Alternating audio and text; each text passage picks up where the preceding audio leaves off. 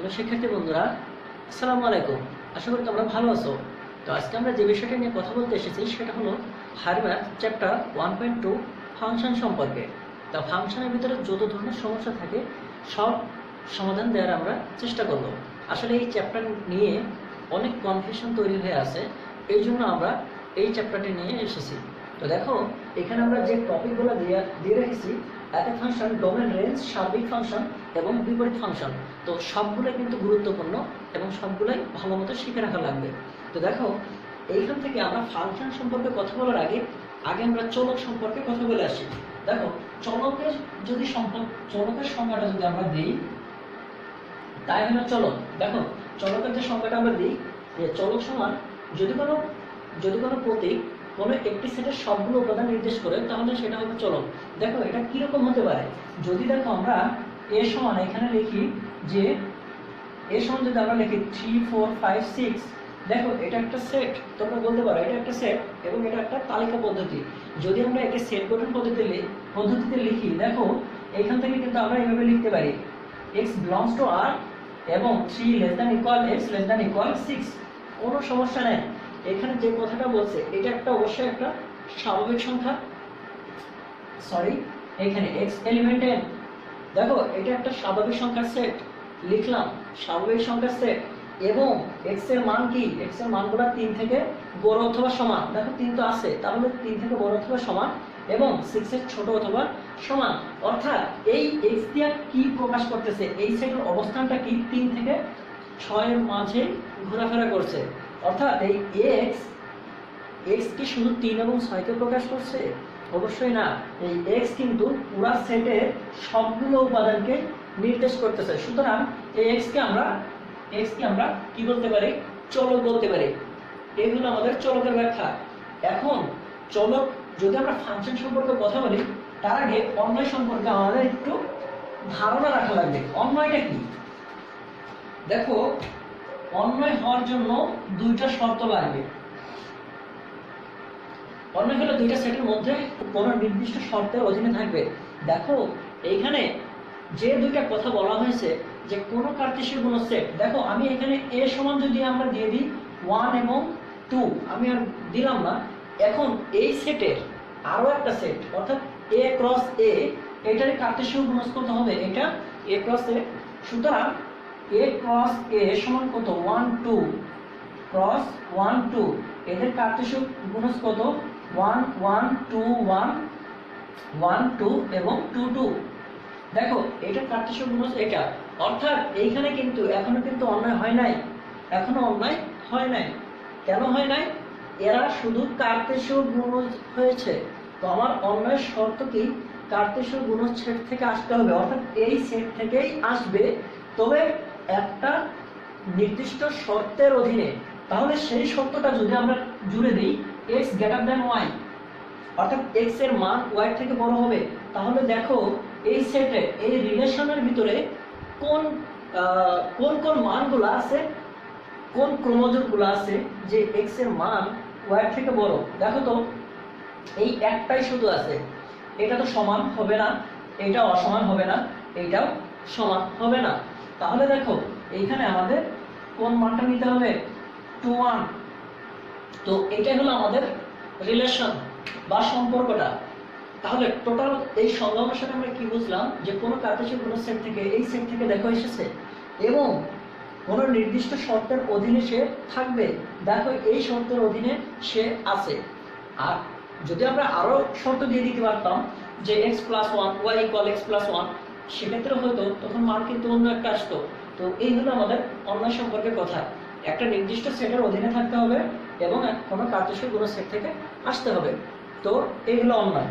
এখন অন্বয়ে ক্রোমোজোমগুলা প্রথম উপাদানকে বলা হয় ডোমেন এবং দ্বিতীয় উপাদানকে বলা হয় রেঞ্জ। দেখো একটা অন্বয়ের প্রথম উপাদানকে ডোমেন বলা হয়, দ্বিতীয় উপাদানকে কি বলা হয়? তো আমরা এখানে x একটা সেট, y একটা সেট। তো আমি এখানে এটা x দিলাম, এটা y। x ও y একটা সেট হয় এবং কোন নিয়মের অধীনে x সেটের প্রত্যেক উপাদানের সাথে, এই সেটের প্রত্যেকটা উপাদানের সাথে y সেটের কেবল একটা ওয়াই সেটের কেবল একটি এবং একটি উপাদান সংশ্লিষ্ট করা হয়, তাহলে সেটা হবে আমাদের ফাংশন।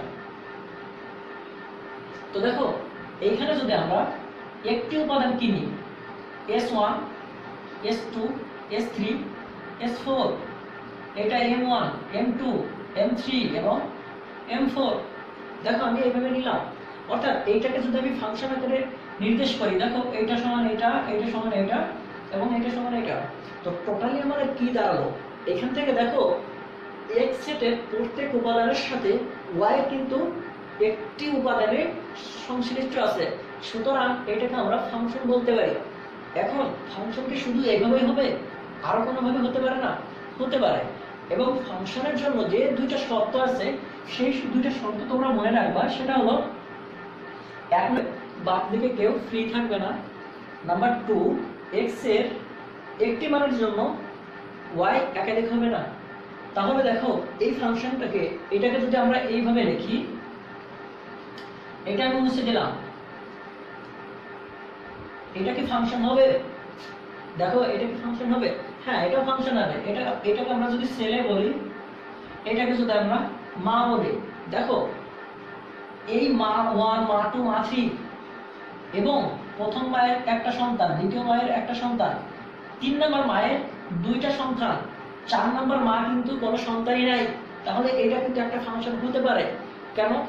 অনেকেরই তো আছে যে অনেকের সন্তান হয় না, সুতরাং এটা একটা স্বাভাবিক কথা। তাহলে এটা একটা ফাংশন। দেখো 3 নম্বর মায়ের দুইটা সন্তান আছে, দুইটা সন্তান থাকতেই পারে একজনের, কিন্তু 4 নম্বর মা ফ্রি আছে, তাহলে এটা কিন্তু একটা ফাংশন হবে। দেখো এখন যদি এরকম হয়, এই শর্ত অনুযায়ী দেখো বাম দিকের কেউ কিন্তু ফ্রি নাই, বাম দিকের কেউ ফ্রি নেই। এখন দেখো যদি এইটাকে আমরা এইভাবে লিখি, এইভাবে শুধু এতটুকু রেখে দিলাম, অথবা এইভাবে দিয়ে দিলাম, না এটা দিলে তো এটা আমরা পরেরটাই বলি, এটা দিলাম না। দেখো শুধু আমরা এইভাবে রেখে দিলাম, তাহলে এইটা কি ফাংশন হয়েছে? এটা কি ফাংশন?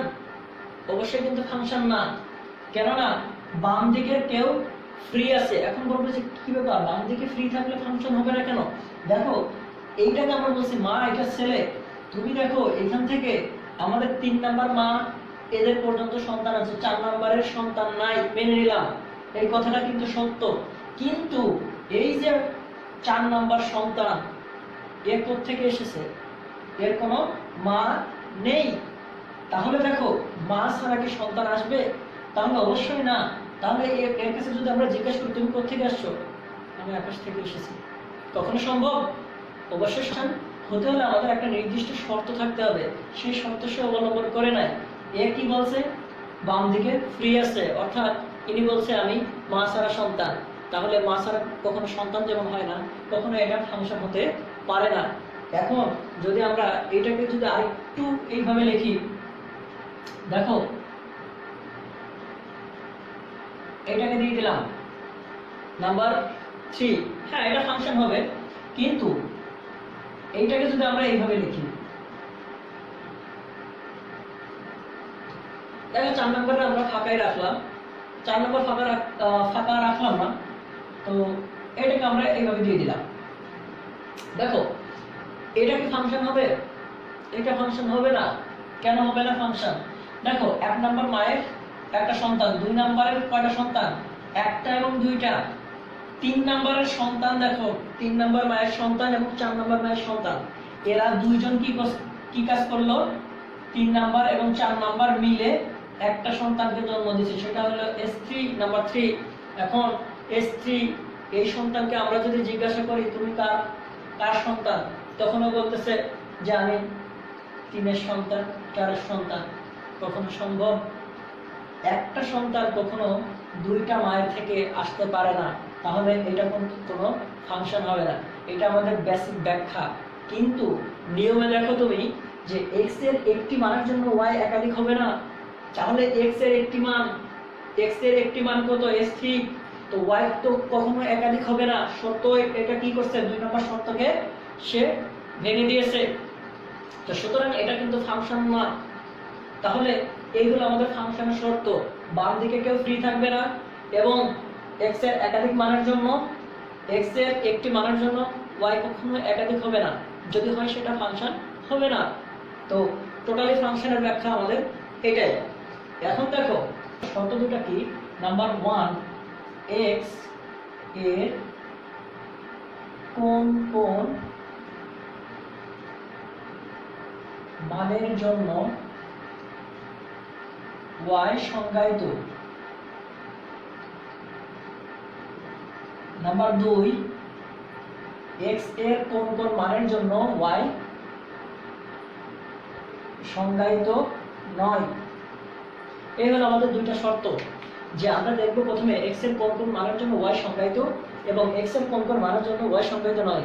দেখো এই দুইটা কথা কিন্তু আমরা উল্টা পাল্টা লিখছি, তাই না? প্রথমটা আমরা লিখলাম ওয়াই সংজ্ঞায়িত, ওকে, কিন্তু আবার ওয়াই সংজ্ঞায়িত নয়, একই মুখে আমরা দুইটা কথা বলতেছি। তো এই কথাগুলো কি কখনো ভ্যালু থাকে? হ্যাঁ, অবশ্যই থাকে। কিভাবে থাকে দেখো, একজন লোক, এই একজন লোক, এই একজন লোক, তো এই লোকটা ভালো গুণ বেশি, আর এই লোকটা খারাপ গুণই বেশি। দেখো এইখান থেকে একটা লোকের ভালো গুণ বেশি, একটা লোকের খারাপ গুণ বেশি, তাহলে দেখো এই লোকটার যদি ভালো গুণ বেশি থাকে তাহলে আমরা এর থেকে আমরা খুঁজতে পারবো কোনটা সহজে। দেখো ভালো করে খেয়াল করো, এই লোকটার যদি ভালো গুণ বেশি থাকে তাহলে এখান থেকে আমরা খুঁজতে পারবো, খুব সহজে লিস্ট করতে পারবো তার খারাপ গুণগুলো, অর্থাৎ তার খারাপ গুণ এখানে কম আছে। তো এখান থেকে যদি আমি বলি তার খারাপ গুণ, দেখো তার খারাপ গুণ হলো 5, এই তার খারাপ গুণ 5টা, বাদ বাকি সব ভালো গুণ। কথাটা কি সত্য কিনা? তার খারাপের লিস্ট করলাম আমি, 5টা খারাপের কথা পেলাম, কিন্তু আমি বললাম এখন লোকটা তার ভুল শুধু 5টা, বাদ বাকি সবগুলো কাজই হলো তার ভালো। তাহলে এই কথাটা কিন্তু সত্য। এখন যদি আমরা নাম্বার 2-তে আসি, দেখো এখানে আছে খারাপ গুণ বেশি, তাহলে তার ভালোগুলো আমরা বেছে ফেলি। তো ভালোগুলো আছে মনে করো 5টা, তো আমি এখন বলতে পারি এই লোকটা ভালো গুণ 5টা, বাদ বাকি যা আছে সবই খারাপ। তো এই হলো আমাদের শর্ত, এক্স এর কোন কোন মানের জন্য ওয়াই সংজ্ঞায়িত এবং এক্স এর কোন কোন মানের জন্য ওয়াই সংজ্ঞায়িত নয়। এই কথাগুলো যদি আমরা খুব দ্রুত বের করতে পারি তাহলে আমরা ফাংশনের ডোমেন খুব দ্রুত বের করতে পারি। অর্থাৎ আমরা এমন কিছু জিনিস দেখব যে এক্স এর কোন কোন মানের জন্য ওয়াই সংজ্ঞায়িত হচ্ছে, যদি হয়ে থাকে তাহলে আমরা সেটা নিয়ে নিব, ওটা ডোমেন। এখন এক্স এর আবার এমন এমন মানের জন্য দেখবো যে ওয়াই সংজ্ঞায়িত নয়, খুব কম মান এরকম পাওয়া যায়, তাহলে আমরা সরাসরি নিয়ে নিব যে এই মানের জন্য ওয়াই সংজ্ঞায়িত নয়, বাদ বাকি সব মানের জন্য সত্য। দেখো আমরা যদি কিছু উদাহরণ দিই তাহলে তো আমরা ক্লিয়ার হয়ে যাবে। তাহলে ডোমেন নির্ণয় করতে গেলে আমরা কি বলছি যে এক্স এর কোন কোন মানের জন্য ওয়াই সংজ্ঞায়িত এবং সংজ্ঞায়িত নয়। তাহলে দেখো এখান থেকে তুমি 1 বসাও, 2 বসাও, 5 বসাও, 6 বসাও, 7 বসাও, সবকিছু যা বসাও না কেন সব সংজ্ঞায়িত, কিন্তু একটা মান আছে যেই মানটা শুধু অসংজ্ঞায়িত, সেই মানটা হলো 3। দেখো এখান থেকে যদি তুমি 3 বসাও, এখানে এটা সমান কত, 3 বিয়োগ 3 অর্থাৎ 1/0 সমান কি অসংজ্ঞায়িত। তাহলে এখন তার ভালো গুণগুলা বলতে গিয়ে আমাদের তো অনেক সময় লেগে যায়, তখন আমরা খারাপ কথাটাই বলে দিই। সেটা হলো তার একটা মান শুধু x সমান, তখন এইটার জন্য আমরা লিখবো কি করে, শুধু x সমান 3 এর জন্য এই ফাংশনটা অসংজ্ঞায়িত, বাদ বাকি যা আছে সব সংজ্ঞায়িত। তখন এই ফাংশনটাকে আমরা কিভাবে লিখবো, দেখো যদি এরকম থাকে, ভগ্নাংশ আকারে থাকে, তখন এর ডোমেন নির্ণয় করার জন্য আমরা লিখবো x - 3 = 0। সুতরাং x সমান 3, এখানে যে x সমান আমরা 3 পেয়েছি, তো শুধু আমরা লিখবো যে এই 3 বাদে সব মানের জন্য তার ডোমেন আছে, ঠিক আছে? তাহলে আমরা লিখবো যে ডোম আর বা 2, এটাও কিন্তু অ্যান্সার। তোমরা আরো একভাবে লিখতে পারো, সেটা হলো যদি এরকম লেখো তখন এখানে নট ইকুয়াল দিয়ে লিখবা, তখন এটা আমরা লিখতে পারি, বা এইভাবে লিখলেও সমস্যা নাই, যে ডোম f সমান লিখতে পারি x এত x নট ইকুয়াল টু, এটা সমস্যা নাই, ঠিক আছে? এইভাবে লিখতে পারি, তবে এইভাবে লেখাই ভালো যে আর রিয়েল নাম্বার কি শুধু সরি এখানে আমাদের হবে 3, রিয়েল নাম্বার শুধু 3 এর জন্য এই ফাংশনটা অসংজ্ঞায়িত। বাকি যে কোনো মান বসাও কি যে রুটের ভিতরে কখনো ঋণাত্মক হতে পারে না, ঋণাত্মক হলে সেটা কি হয়ে যাবে, অসংজ্ঞায়িত হয়ে যাবে। দেখো তুমি এইখানে তার মানে এই মানটা হবে সবসময় গ্রেটার দ্যান ইকুয়াল 0।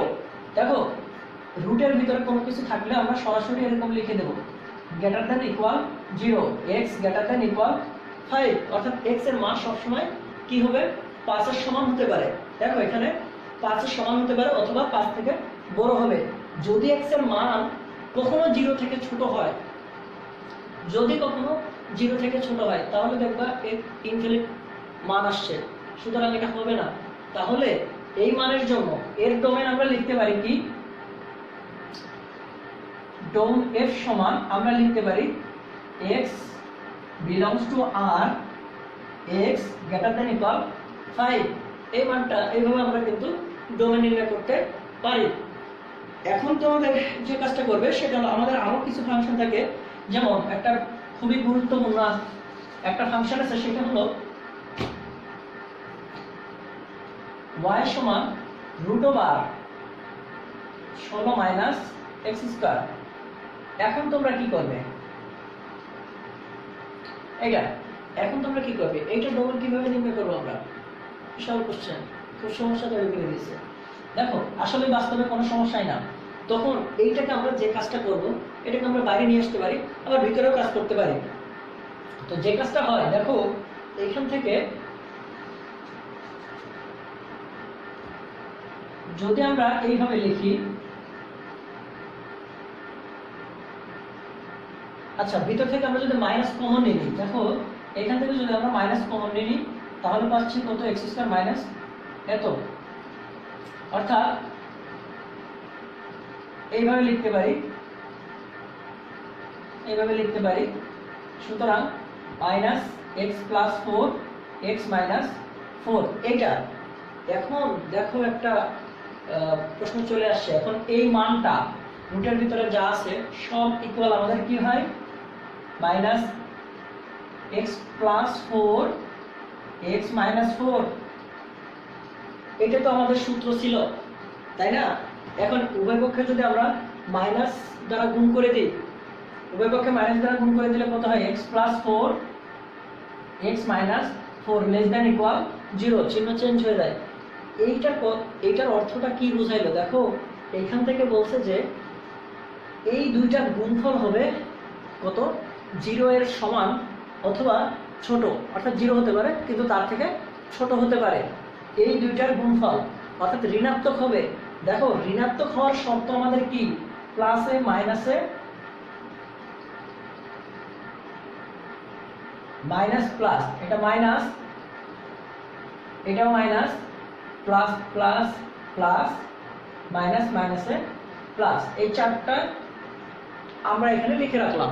এখন দেখো এইখান থেকে বলছে যে মাইনাস হওয়ার শর্ত, এটা কিন্তু ঋণাত্মক, যখন এটা ঋণাত্মক হবে তখন আমাদের দেখতে হবে যে ঋণাত্মক হওয়ার শর্তটা কি, ঋণাত্মক হওয়ার শর্তটা কি, দেখো এই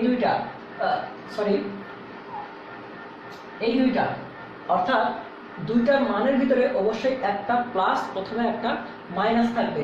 এখন আমরা বুঝবো কি করে যে এদের ভিতরে প্লাস কোনটা মাইনাস কোনটা, অর্থাৎ ধনাত্মক কোনটা ঋণাত্মক কোনটা, খুবই সহজ। এদের ভিতরে ঋণাত্মক সেইটাই যেটা ছোট, এদের ভিতরে ধনাত্মক যেটা বড়। দেখো এই দুইটা সংখ্যার ভিতরে আমরা বুঝতেছি বড় কোনটা, এইটা বড়, এইটা কি অবশ্যই ছোট, যেহেতু এটা মাইনাস সুতরাং এটা ছোট, সুতরাং এটা কি হবে, x plus greater than equal 0 এবং x minus 4 less than equal 0, এটাই হবে। দেখো এখান থেকে যদি আমরা মান বের করি, x greater than equal minus 4 x less than equal কত 4, এই দুইটা কথাকে যদি আমরা একসাথে করে লিখি ডোমেনের জন্য, ডোমেন নির্ণয় করি, দেখো x এলিমেন্ট r, এরপরে কি minus 4 less than equal x less than equal 4, এটাকে আমরা কিন্তু একসাথে লিখতে পারি। তাহলে এই ধরনের কোনো ম্যাথে ডোমেন নির্ণয় করতে হলে আমাদের যে কাজটা করতে হবে, আমরা ক্যালকুলেশন করে নেব, করার পরে এইটা রুটের ভিতরে কখনো ঋণাত্মক হবে না, সুতরাং গ্রেটার দ্যান ইকুয়াল হবে, এরপরে যে কাজটা হবে এখানে মাইনাস আসছে, তাহলে আমরা বুঝলাম যে এদের দুইটার গুণফল হবে কি একটা পজিটিভ। তাহলে দেখো এদের এদের দুইটার গুণফল হবে কি একটা নেগেটিভ। তো নেগেটিভ হতে হলে তাদের শর্ত কি থাকে, অবশ্যই দুইটার ভিতরে একটা প্লাস একটা মাইনাস, অর্থাৎ একটা বড় একটা ছোট। তো এদের ভিতরে যেটা বড় সেটা হবে পজিটিভ, যেটা ছোট সেটা হবে মাইনাস।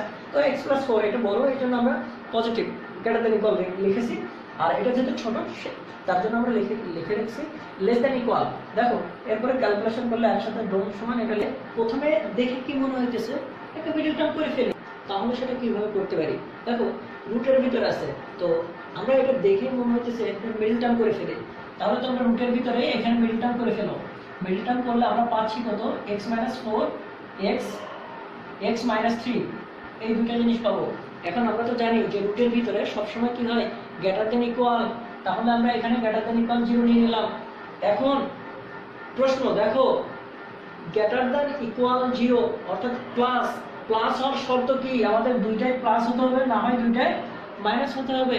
তো এখানে দেখো হয় দুইটাই প্লাস আছে, না হয় দুইটাই মাইনাস। তো প্রথমে আমরা যদি দুইটাই পজিটিভ নিয়ে চিন্তা করি, গ্রেটার দ্যান ইকুয়াল 4, এইখানে কত হবে x minus 3 greater than equal 0, অতএব x গ্রেটার দ্যান ইকুয়াল 3। এরপর দুইটাই যদি নেগেটিভ হয় x minus 4 less than equal 0, অর্থাৎ x লেস দ্যান ইকুয়াল 4, অথবা x minus 3 less than equal 0, x less than equal 3। তো এখন আমাদের প্রশ্ন দেখো এইখানে একটা বলছে যে 4 এর থেকে বড় অথবা সমান, মানে 4 থেকে বড়। তাহলে দেখো 3 থেকে বড় কি আমার বলা লাগে? ধরো কেউ তোমার কাছে এসে জিজ্ঞাসা করতেছে আমি তোমার থেকে বড়, তোমার বাবার থেকে বড়, তখন কি তাকে বলা লাগবে যে আমি তোমার থেকে বড়? অবশ্যই কিন্তু নয়। তো দেখো এখান থেকে x এর মান 4 থেকে বড়, সুতরাং ও অবশ্যই 3 থেকে বড় হবে। তাহলে এটা আমার লেখার কোনো প্রয়োজন নাই, এইটাই গ্রান্টেড। নিচেরটা আসো, দেখো একটা আছে যে x 3 এর থেকে ছোট, তখন কি তাকে বলা লাগছে যে x 4 এর থেকে ছোট? অর্থাৎ কেউ এসে তোমাকে বলতেছে যে আমি তোমার থেকে ছোট, তো তাকে কি বলা লাগবে যে আমি তোমার বাবার থেকে ছোট? অবশ্যই না।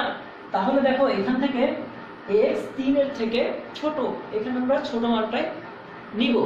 তাহলে আমরা এখান থেকে এই মানটা বাদ দিয়ে দিলাম, আর এখান থেকে এই মানটা বাদ দিয়ে দিলাম। তখন এদের আমাদের ডোমেনটা কি হবে? দেখো ডোমেন সমান কি আসবে, x belongs to r, x greater than equal 4 এবং x লেস দ্যান ইকুয়াল 3, এইটা হবে আমাদের ডোমেন। তো আশা করি তোমরা বুঝতে পেরেছো। তো আমাদের প্রথম যে কাজটা হয় কি,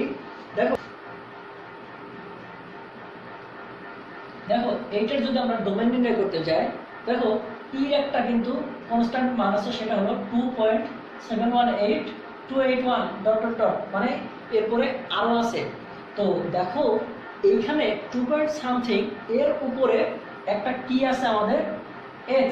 তো এখান থেকে তুমি যদি x এর মান 1 2 3 0 যাই বসা না কেন, এখানে আমরা কি মান পাইতেছি, একটা বাস্তব মান কিন্তু চলে আসতেছে। অর্থাৎ এখানে যদি মাইনাসও বসাও তাও কিন্তু আমরা একটা বাস্তব মান পেয়ে যাচ্ছি। সুতরাং এই ফাংশনের ডোমেন আর, তাহলে আমরা লিখতে পারি এই ফাংশনের ডোমেন ইকুয়াল কত আর, অর্থাৎ বাস্তব মান আসছে যাই বসাও না কেন এখানে আমরা বাস্তব মান পাবো। সুতরাং ফাংশনের ডোমেন কিন্তু এখানে আর হয়ে যাবে। দেখো এখন আমরা যদি logarithm function ln x plus 6, অর্থাৎ এরকম আছে। তো আমাদের একটা জিনিস মনে রাখতে হবে যে লগারিদম ফাংশনে সব সময় লগ এর পর প্লাস আসে। এই কথাটা মনে রেখো যে লগারিদম ফাংশনের জন্য লগ এর পরে সবসময় পজিটিভ মান আসবে। সুতরাং এই ফাংশনের জন্য আমাদের এখানে লগ এর ভিতরে যা আছে কত, x প্লাস 6 গ্রেটার দ্যান 0, সুতরাং x গ্রেটার দ্যান -6। তাহলে এখানে আমাদের ডোমেন কত, x এলিমেন্ট আর x গ্রেটার দ্যান -6, এটা হলো আমাদের ডোমেন। এখন লগ এর পরে কেন প্লাস আসে, কেন মাইনাস আসে? তোমরা দেখো এখানে লগ এর পরে যদি আমরা মাইনাস মান নেই, লগ এর পরে দুইটা জিনিস হতে পারে। সেটা হলো আমাদের একটা হলো লগ এর পরে পজিটিভ মান, আর একটা লগ কখনো 1 হবে না। লগের ভিত্তি কখনো 1 হবে না, ঠিক আছে? ভিত্তি 1 হবে না। দেখো দুইটা কথা মনে রেখো যে লগের পরে প্লাস হবে এবং লগের ভিত্তি কখনো 1 হবে না, ঠিক আছে? তো এই দুইটা কথা মনে রাখলে আমরা লগারিদম ফাংশন ডোমেন নির্ণয় করতে পারবো। দেখো এই ক্ষেত্রে যদি আমরা আরো একটা ফাংশন করি, এখানে দেখো লগ, এখানে বেসই ধরো এরকম আছে x মাইনাস হাফ, আর এখানে ধরো a আছে। তো এই ফাংশনের জন্য যদি আমরা ডোমেন নির্ণয় করি, তো আমরা তো জানি যে লগের পরে কি তার মান পজিটিভ আসে এবং লগের ভিত্তি কখনো কত হবে না, 1 হবে না, অর্থাৎ 0 থেকে কি হবে বড়। তাহলে দুইটা জিনিস আমরা জানি, একটা হবে কি 0 থেকে বড়, অথবা কখনো কি হবে না, 1 হবে না। তো পজিটিভের শর্তটা কি দেখো, তখন আমরা শুধু এই ভিত্তিকেই নিব যে x minus half greater than 0, অর্থাৎ x গ্রেটার দ্যান হাফ নিতে পারি, এবং x minus half not equal 0, কখনোই কি হবে না, নট ইকুয়াল 1, অর্থাৎ লগের ভিত্তিক কখনোই 1 হবে না। এটাই হলো আমাদের শর্ত। দেখো আমরা প্রথমে বলছিলাম যে x এর কোন কোন মানের জন্য y সংজ্ঞায়িত আর x এর কোন কোন মানের জন্য y সংজ্ঞায়িত নয়। দেখো এখানে কিন্তু 9টাকে আমরা খুঁজতেছি, অর্থাৎ অনেক কিছু সংজ্ঞায়িত হতে পারে, কিন্তু এখানে সংজ্ঞায়িত 9 কোনটা আমরা সেটা দেখব। দেখো এইখানে এই মানের জন্য x এর মান সবসময় কি হবে, পজিটিভ হবে, অর্থাৎ লগের মানটা সবসময় লগের পরে সব প্লাস হবে। তো আমরা সেটা নিয়ে নিচ্ছি। এখন কি হয়েছে, এখানে কোনটা হবে না, লগের ভিত্তি কখনো 1 হয় না, সুতরাং আমরা দেখাইলাম এই কথাটা সত্য কথা। সুতরাং এইখানে x নট ইকুয়াল কত 3/2, এটা পাশে নিলে 3/2 হয়। তাহলে এই ক্ষেত্রে এর ডোমেন কত হবে, ডোম সমান কত, x বিলংস টু r, একটা x গ্রেটার দ্যান হাফ এবং আরেকটা আসবে কত x নট ইকুয়াল 3/2। এই হলো আমাদের টোটাল ফাংশনের ডোমেন। দেখো আরেকটা ডোমেন আমরা একটা নির্ণয় করবো, সেটা কেউ আসলে মূলত দেখায় না। তো এই ধরনের ফাংশনের ডোমেন আসলে কিভাবে নির্ণয় করতে পারবো আমরা, দেখো তো তোমরা এখানে খেয়াল করো একটা জিনিস, যে এই ফাংশনের ডোমেনের জন্য কখনোই তোমরা যদি এইরকম লেখো x গ্রেটার দ্যান ইকুয়াল 0, অর্থাৎ একটা শুধু যদি লেখো, সরি এখানে x minus 1 greater than equal 0, এটা কিন্তু ভুল হয়ে যাবে। দেখো x minus 1 greater than equal 0 এর জন্য এই ফাংশন যেমন সত্য, আরো একটা কথা আছে যে x মাইনাস 1 কত লেস দ্যান 0, এটার জন্য সত্য। এখন কেউ যদি লেখে শুধু x minus 1 greater than equal 0, হ্যাঁ x এর মান যদি গ্রেটার দ্যান ইকুয়াল 0 বলতে বোঝাচ্ছে কি 0 সমান হতে পারে, অথবা যে কোনো মানের জন্য সত্য, 0 সমান অথবা 0 থেকে বড় সব মানের জন্য সে সত্য। এখন 0 থেকে ছোট মানের জন্য কি সত্য, তুমি দেখো এখানে 0 থেকে ছোট মান বসাও, -1 -2 -3 -4 যাই দাও না কেন সবসময় কি মান পাচ্ছি আমরা, বাস্তব সংখ্যা, অর্থাৎ টোটালি আমরা আর পাচ্ছি। সুতরাং এই ফাংশনের ডোমেন কিন্তু আর, অর্থাৎ আমরা এইভাবে লিখতে পারি, এই ফাংশন সমান আমরা লিখতে পারি এইটা সমান কত x গ্রেটার দ্যান ইকুয়াল 1, এবং এইখান থেকে পাচ্ছি কত x লেস দ্যান -1, অর্থাৎ দুইটাই সত্য। কিন্তু এখন আমরা যদি ফাংশনটাকে এইভাবে লিখি যে x belongs to r, x greater than equal 1 এবং x লেস দ্যান 1, অর্থাৎ এই দুইটা কথার জন্য কিন্তু পুরোটাই সত্য। তাহলে এই হলো আমাদের ডোমেন সম্পর্কে কথা বলা। বিপরীত ফাংশনের ডোমেনই হলো রেঞ্জ। দেখো রেঞ্জ হলো, আমরা এখানে লিখি যে বিপরীত ফাংশনের ডোমেনই রেঞ্জ। দেখো রেঞ্জ হলো বিপরীত ফাংশনের ডোমেনই হলো রেঞ্জ।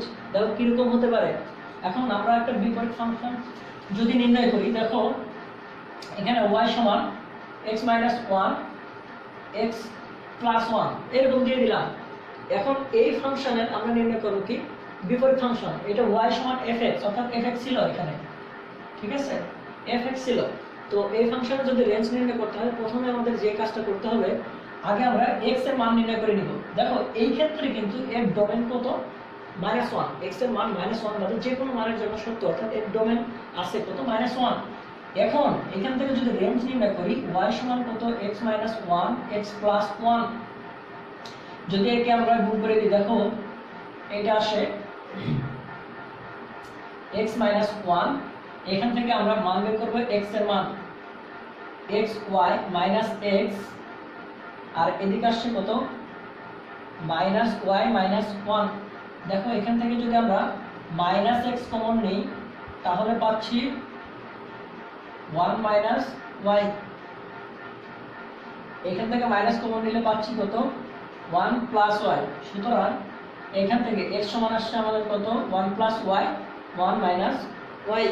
এইখানে পাচ্ছি আমরা এই ফাংশনের জন্য, দেখো x এর জন্য এদের মান, y এর মান, কোন মানটা নিলে এই ফাংশনটা অসংজ্ঞায়িত হয়ে যায়। দেখো এই ফাংশনটা অসংজ্ঞায়িত তো সেই মানের জন্য হয়, y এর মান যদি আমরা 1 নিয়ে নিই তাহলে এই ফাংশনটা কিন্তু অসংজ্ঞায়িত হয়ে যায়। সুতরাং এই ফাংশনে r বাদ 1 এর জন্য সব মানে সত্য। এটা হলো আমাদের রেঞ্জ। তো আশা করি তোমরা বুঝতে পেরেছো। ব্র্যাকেট ফাংশন কিন্তু খুবই গুরুত্বপূর্ণ তোমাদের জন্য। এই সংজ্ঞাটা আমরা কি লিখেছি, যদি কোনো ফাংশন f এর অধীনে এর ডোমেনের ভিন্ন ভিন্ন সদস্যের প্রতিবিম্ব যদি ভিন্ন হয়, অর্থাৎ ডোমেনে আমরা যে মানগুলো নিচ্ছি তাদের প্রতিবিম্ব যদি আলাদা আলাদা হয়, সেই ক্ষেত্রে সেই ফাংশনটা হবে কিন্তু এক। এই সংজ্ঞার মানে কিন্তু এখন আমরা বুঝি নাই, আমরা উদাহরণ দিলে তোমরা আস্তে আস্তে বুঝে যাবে। দেখো এই ক্ষেত্রে বলছে যে ডোমেনে যদি আমরা আলাদা আলাদা মান নিই, আউটপুটে অর্থাৎ এদের প্রতিবিম্বটা যদি আমরা আলাদা আলাদা পাই তাহলে ফাংশনটি এক। এখন ফাংশনটি এক হওয়ার শর্তটা কি, দেখো ফাংশনটা এক হওয়ার শর্ত, যদি ধরো x1 এবং x2 দুইটা আলাদা মান। এখন এই দুইটা আলাদা মান আমরা বুঝবো কি করে, দেখো আমি এখানে নট ইকুয়াল লিখে দিলাম, অর্থাৎ এতে বোঝা গেল যে x1 আলাদা x2 থেকে। সুতরাং এই দুইটা মান যদি আমাদের ডোম f থেকে আসে, ঠিক আছে, x1 এবং x2 belongs to dome f, অর্থাৎ সেটা ডোমের যদি সদস্য হয়ে থাকে x1 এবং x2, সেই ক্ষেত্রে আমরা কি নিছি, দুইটা কিন্তু আলাদা আলাদা মান। এবং এই দুইটা আলাদা আলাদা মানের জন্য আউটপুট অর্থাৎ এর প্রতিবিম্বটা যদি আমরা এইরকম পেয়ে থাকি, দেখো f(x1) নট ইকুয়াল f(x2) পাই। দেখো এইখানে আমরা নিছিলাম দুইটা আলাদা মান, সেই ক্ষেত্রে আমরা আউটপুটে অর্থাৎ এদের প্রতিবিম্বটা আমরা পেয়েছি কত, f(x1) নট ইকুয়াল f(x2), অর্থাৎ আলাদা আলাদা মানের জন্য ভিন্ন ভিন্ন আমরা প্রতিবিম্ব পেয়েছি। সুতরাং এইটাকে আমরা বলতে পারি ফাংশন। তাহলে ফাংশনের শর্তটা কি, যদি x1 নট ইকুয়াল x2 হয় এবং এরা যদি ডোমের একটা সদস্য হয় এবং f(x1) নট ইকুয়াল f(x2) হয়, এটা হবে ফাংশন। এখন আরো একটা শর্ত আছে যে এইটা তোমরা এইভাবে লিখতে পারো, অথবা যদি আমরা এরকম করি x1 ইকুয়াল x2, যদি তারা সমান হয়ে থাকে এবং এরা যদি ডোমের সদস্য হয়, ডোম f হয় x1 এবং x2 belongs to dome f হয়, সেই ক্ষেত্রে যদি ফাংশনটা এরকম হয় f(x1) ইকুয়াল f(x2) হয়, এইটা হবে ফাংশন। ঠিক আছে, তাহলে এই দুইটা পদ্ধতি হলো আমাদের ফাংশনের উদাহরণ। এর বাদে যদি কোনো ঘটনা ঘটে থাকে তাহলে কিন্তু এটা ফাংশন হবে না। যদি দেখো f(x1) ইকুয়াল f(x2) নিয়েছি আমরা আলাদা, একই মান নিয়েছি, কিন্তু এখানে যদি আমরা নট ইকুয়াল পাই সেটা ফাংশন নয়। অথবা এখানে দুইটা মান আমরা আলাদা নিয়েছি উপরে, x1 নট ইকুয়াল x2, আলাদা আলাদা মানের কারণে যদি এইখানে এইরকম পেতাম আমরা, তাহলে কিন্তু এটা ফাংশন হতো না। অর্থাৎ এইখানে আমরা যে ভিন্ন ভিন্ন মান নিয়েছি, আউটপুটে আমরা যদি ভিন্ন ভিন্ন মান পেয়ে থাকি তাহলে সেটা হবে কি, এক এক ফাংশন। তো আমরা একটা উদাহরণে চলে যাই। দেখো এবং এক এক ফাংশন না হওয়ার শর্ত আমি এখানে ডান পাশে লিখে দিয়েছি। দেখো কোনো ফাংশন যদি f(x) x এর পাওয়ার যদি জোড় হয়ে থাকে তাহলে সেটা কিন্তু এক এক ফাংশন হবে না। আবার f(x) x যদি মডুলাসের ভিতরে থাকে সেটাও কিন্তু এক এক ফাংশন হবে না। আবার এফ এক্স যদি ত্রিকোণমিতিক কোনো ফাংশন হয়ে থাকে সেটা কিন্তু একক ফাংশন হবে না। এই তিনটা শর্ত, তো এই তিনটা শর্ত অনেকেই বলে, কিন্তু এদের ভিতরে একটা শর্ত কেউ বলে নাই, এই 1 নাম্বার শর্ত। সেই শর্তটা আমি আজকে ভুল প্রমাণ করে দেব। অর্থাৎ এফ অফ এক্স এর পাওয়ার জোড় থাকলেও একক হতে পারে এবং জোড় না থাকলেও একক হতে পারে। এটার ব্যাখ্যা আমরা একটু পরে দিচ্ছি। তো চলো এখানে আমরা একটা ফাংশন লিখি, এফ অফ এক্স সমান ধরো 2x + 1। এই ফাংশনটা আমরা একক কিনা আমরা দেখাবো এখন। এই ফাংশনটা একক হওয়ার জন্য এদের কিন্তু ডোমেন কোড এমন কিছুই দেয়া নাই। সুতরাং এই ফাংশনের জন্য আমরা যদি এরকম ধরে নিই, দেখো x1 x2 belongs to dome f ধরে নিলাম। তাহলে দেখো x1 এবং x2 এর কারণে ডোম f যদি হয়, এবং দেখো fx1 সমান তখন কি হবে, fx1 সমান 2, এই x এর জায়গায় হবে x1 + 1, এবং fx2 সমান কত হবে 2x2 + 1। এটা এখন আমাদের শর্তটা কি ছিল, দেখো এখানে যদি fx1 = fx2 হয়, আগের সূত্র অনুযায়ী fx1 = fx2 হয়, সেই ক্ষেত্রে আমাদের হতে হবে কত, x1 = x2 এটা হতে হবে। তাহলে আমরা লিখি, অতএব ফাংশনটি একক হবে যদি এবং কেবল যদি fx1 = fx2। ঠিক আছে, যদি এবং কেবল যদি fx1 = fx2, এইটার ক্যালকুলেশন যদি এইটা হয়, দেখো আমরা এখন করি। তো fx1 এটার মান আমরা বসিয়ে দিলাম 2x1 + 1 2x2 + 1। তো এখান থেকে উভয় পক্ষ থেকে 1 1 চলে গেল। তাহলে দেখো 2x1 = 2x2, 2 2 উভয় পক্ষ থেকে চলে গেলে x1 = x2। দেখো এত হয়। তাহলে আমরা যে দুইটা শর্ত এখানে আমি লিখেছিলাম, একটা হলো x1 এবং x2 যদি সেম হয় তাহলে তাদের fx1 এবং fx2 এটা কিন্তু সেম হতে হবে। এটা হলো ফাংশনের একক হওয়ার শর্ত। আবার যদি আমরা এই দুটো অসমান নিতাম আলাদা আলাদা মানের জন্য, তাহলেও কিন্তু fx1 এবং fx2 সেটা আলাদা আলাদা হওয়া লাগতো। তো এই ক্ষেত্রে দেখো fx1 = fx2 যদি হয়, সেই ক্ষেত্রে আমরা আলাদা x1 এবং x2 সেম মান পেয়েছি। সুতরাং এই ফাংশনটাকে আমরা কি বলতে পারি, একক ফাংশন। তো এখন আমরা যদি একটা উদাহরণের মাধ্যমে দেখাই, দেখো এইখানে যদি আমরা একটা উদাহরণের মাধ্যমে দেখাই, এইখানে আমরা প্রথমে যে মানটা নিয়েছিলাম x1 এবং x2 দুইটা মানের জন্য, এই ফাংশনটা হলো ডোম f এর জন্য ডোমের মানগুলা, এবং আউটপুটে আমরা কি পেলাম fx1 fx2, অর্থাৎ এটা কিন্তু y এর মান fx1 এবং fx2, এইটা x1 x2 এটা x এর মান। তো দেখো এই ক্ষেত্রে আমরা কিন্তু এরকম লিখতে পারি, তাই না, x1 = এটা এবং এটা। তো মেইনলি যে ঘটনাটা ঘটছে এখানে, দেখো x1 এবং x2 যদি সেম হয়ে থাকে অর্থাৎ একই হয়, তাহলে আমরা কিন্তু এখানে x1 আর x2 আলাদা করে লেখার কোনো প্রয়োজন নাই।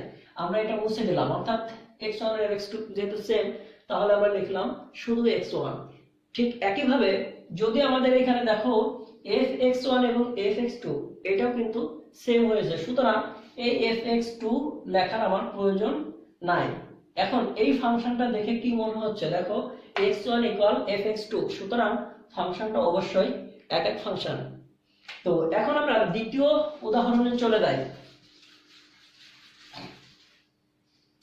দেখো 2 নম্বর উদাহরণ হলো f such that r থেকে r, এই ফাংশনে যদি এরকম থাকে f of x সমান x²। দেখো এটা যদি ফাংশন হয় অর্থাৎ রিয়েল নাম্বার থেকে রিয়েল নাম্বার পর্যন্ত, এবং f of x সমান যদি x² হয়, আমাদের প্রথম শর্ত কি বলছে, f of x equal x এর পর যদি জোড় থাকে, এই তিনটা শর্ত হলো ফাংশন হবে না, ফাংশন একক হবে না, ফাংশন এক হবে না। ঠিক আছে, তাহলে এই ফাংশনটা দেখেই কিন্তু আমরা বলতে পারছি যে এই ফাংশনটা একক নয়। দেখো এখন কিভাবে সেটা প্রমাণ করে আমরা দেখাই। দেখো এখানে যদি আমরা লিখি যে x1 ইকুয়াল +1, ঠিক একইভাবে নেই আমরা x2 সমান কত -1। এই দুইটা অর্থ থেকে আমরা কি বুঝতেছি, অবশ্যই কিন্তু তারা x1 এবং x2 তারা আলাদা আলাদা মান। সুতরাং আমরা লিখতে পারি এই পাশে x1 নট ইকুয়াল x2। ঠিক আছে, স্পষ্টতই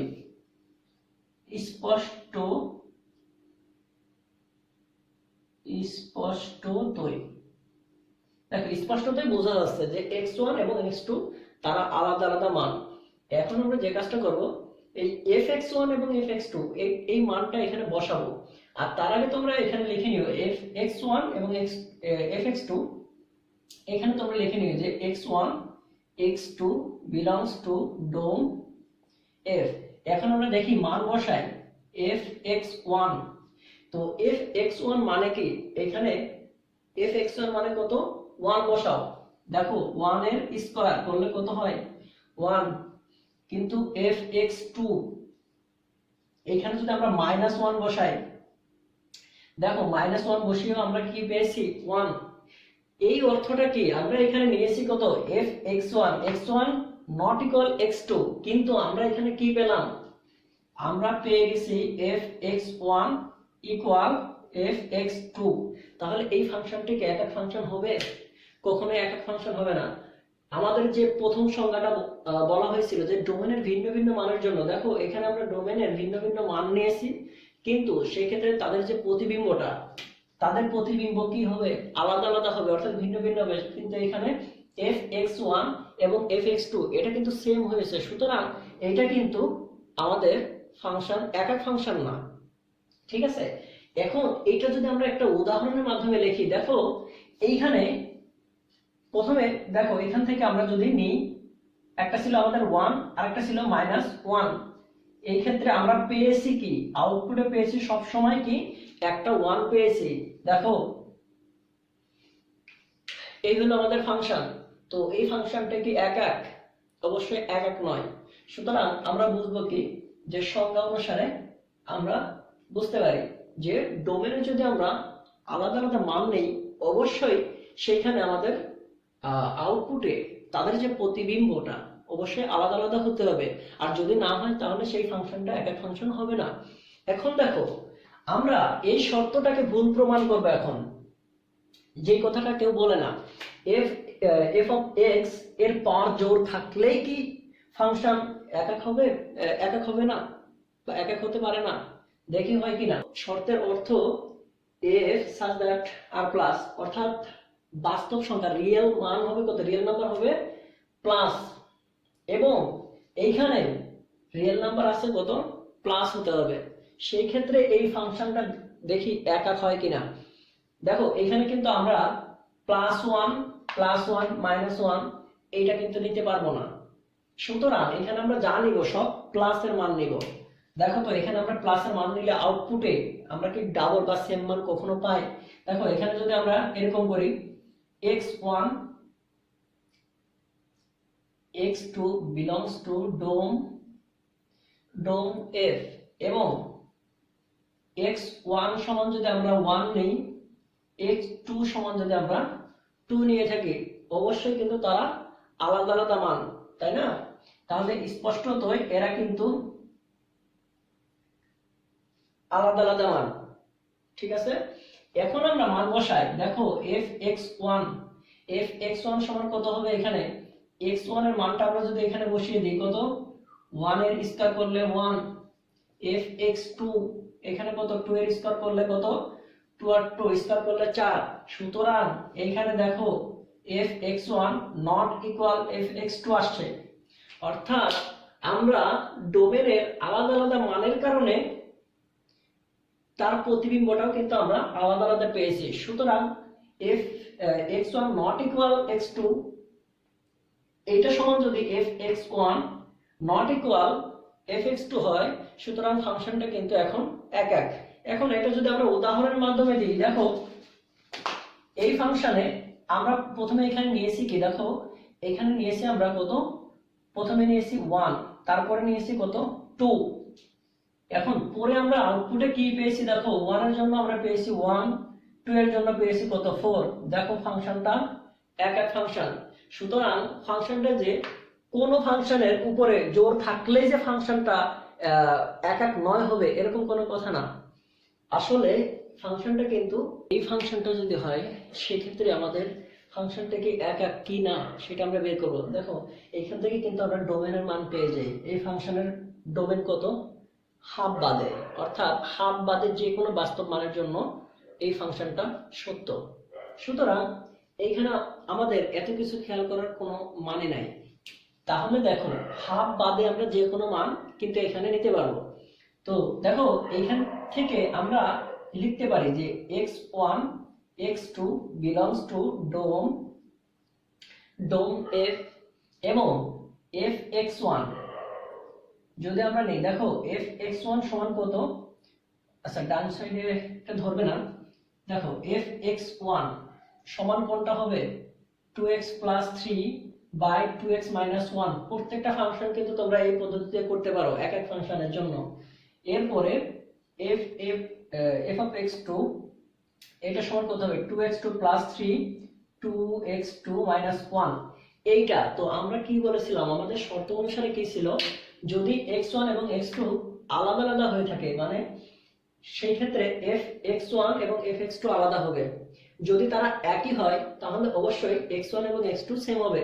দেখো এই ফাংশনটা তোমরা লিখবে, এই ফাংশনটি এক এক হবে যদি এবং কেবল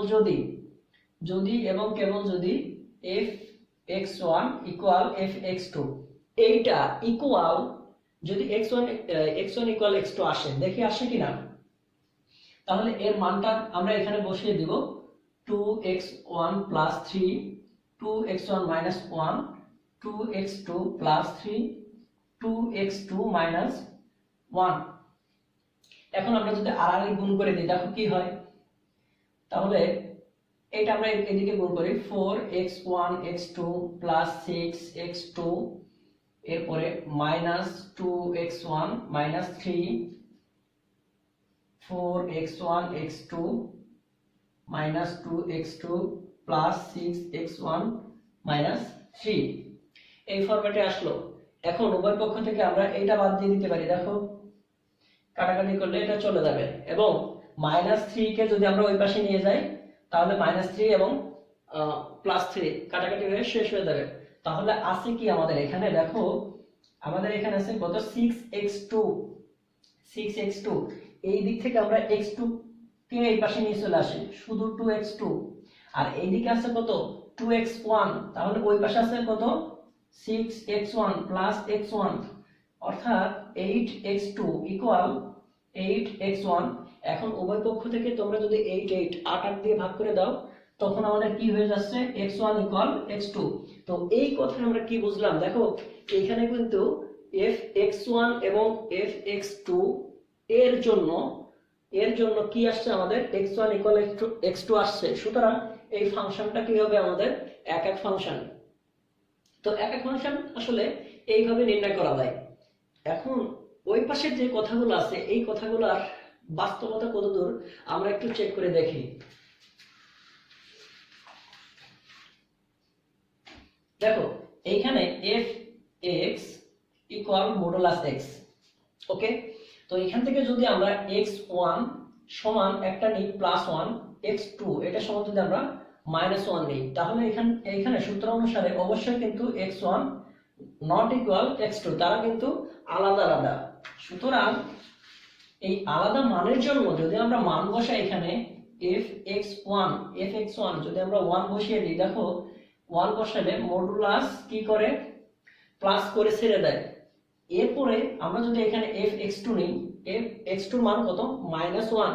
যখন তোমরা মডুলাসের ভিতরে কখনো মাইনাস বসালে তখন কি হবে, তার মান 1 আসছে। দেখো আমরা x1 এবং x2 আলাদা আলাদা মান নিয়েছি, তাহলে ডোমেনের ভিন্ন ভিন্ন মানের কারণে তাদের প্রতিবিম্ব কি হয়ে গেছে, তাদের প্রতিবিম্ব কিন্তু সেম একই হয়ে গেছে, অর্থাৎ 1 1 আসছে। সুতরাং এই ফাংশনটা কিন্তু এক ফাংশন হবে না, অর্থাৎ মডুলাসের ভিতরে কোনো কিছু থাকলে সেই ফাংশনটা কিন্তু একক হবে না, অর্থাৎ এখানে মডুলাস সামথিং আরো 2x - 1 থাকতে পারতো, এরকম কোনো ফাংশন কখনোই একক ফাংশন হবে না। তো এটা গেল। এখন ত্রিকোণমিতিক ফাংশনের জন্য দেখো একক ফাংশন হয় কিনা। দেখো আমাদের যদি এরকম থাকতো f(x) সমান sin x প্লাস 1, যদি এরকম থাকতো f(x) সমান sin x প্লাস 1, দেখো এখানে আমরা যদি আলাদা আলাদা মান নেই, x সমান একটা 0 নেই এবং x সমান যদি 180 ডিগ্রি নেই, উভয় ক্ষেত্রে দেখো এখানে x1 x2 দুইটা মানই কিন্তু আলাদা আলাদা। এই দুইটা মানের কারণে দেখো কি আসছে, fx1 এখানে যদি sin 0 এর মান বসাই তাহলে আমরা 1 পাবো, আবার fx2 এখানে যদি 180 ডিগ্রি বসিয়ে দেই তাহলে তার মান পাচ্ছি আমরা কত, 1। সুতরাং ত্রিকোণমিতিক ফাংশন কখনো কি হবে না, একক ফাংশন হবে না। তো এই হলো আমাদের একক ফাংশনের সব উদাহরণ। ঠিক আছে, আশা করি তোমরা হয়। এইখানে আমাদের যে কাজটা করতে হবে সেটা হলো কোডোমেন ইকুয়াল রেঞ্জ। দেখো সার্বিক ফাংশন হলে, কোনো ফাংশনের সার্বিক ফাংশন হতে হলে কোডোমেন এবং রেঞ্জ কিন্তু সমান হতে হবে। তাহলে কোডোমেন কি এবং রেঞ্জ কি এটা আমাদের বুঝতে হবে, তাই না? তো কোডোমেন এবং রেঞ্জ যদি বুঝতে হয়, দেখো কি করতে হবে আমাদের। প্রথমে যদি এদের সংজ্ঞা আমরা দেখি,